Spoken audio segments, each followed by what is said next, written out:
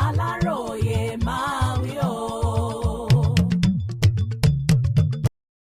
Àwọn ọmọ ẹgbẹ́ òkùnkùn tó jà ní Kwara tún gbẹ̀mí èèyàn.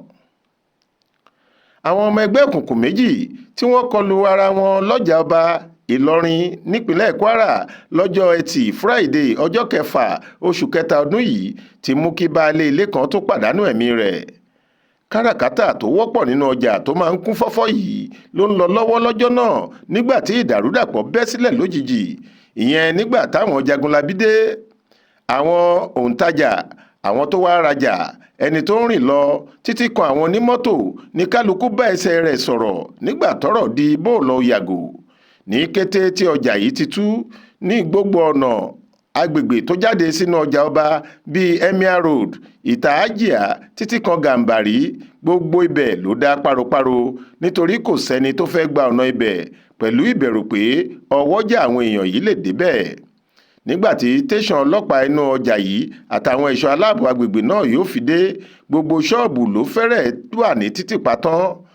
Ṣùgbọ́n àwọn agbófinró gbáyà àwọn tí wọ́n fura sí pé àwọn ni wọ́n joyè adàlúrú ọ̀sán gangan yìí. Òwúyẹ́ kan láti iléeṣẹ́ ọlọ́pàá ṣàlàyé pé èèyàn kan ṣoṣo tó bá ìṣẹ̀lẹ̀ náà rìn, afurasí ọmọ ẹgbẹ́ òkùnkùn ni. Nígbà tó ń ṣe kọ́ńtàdígbọ́n sáwọn ọlọ́pàá tó yọ ìbọn sáwọn ọlọ́pàá tí kò sì fẹ́ jọ̀wọ́ ara ẹ̀ lásìkò tí wọ́n fẹ́ mú un ló fi kú ṣe ìfàjẹ. Àwọn ọmọ ẹgbẹ́ òkùnkùn ni wọ́n dá wàhálà yẹn sílẹ̀.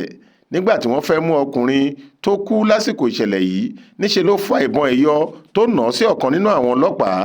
Àwọn agbófinró náà ni wọ́n padà gbẹ̀mí ẹ̀. Oríṣiríṣi oògùn abẹnugọ̀ngọ̀ ni wọ́n kó lára ẹ̀ lẹ́yìn tó kú tán. Ọkọ̀ pàtiróòlù àwọn ọlọ́pàá náà ni wọ́n fi gbé òkú ọkùnrin yìí kúrò níbẹ̀ lọ sí tẹ̀sán tí wọ́n sì ti bẹ̀ gbé lọ sí mọ́ṣúárì nígbà tí wọ́n ń wá àwọn yòókù lọ́wọ́.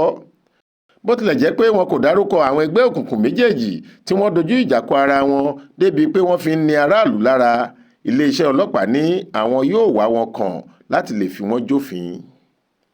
Monísọ́lá Sàká ló ṣàkójọ ìròyìn yìí fún Aláròyé. Faith Adébọ́lá ló kà á sétí ìgbọ́ yín.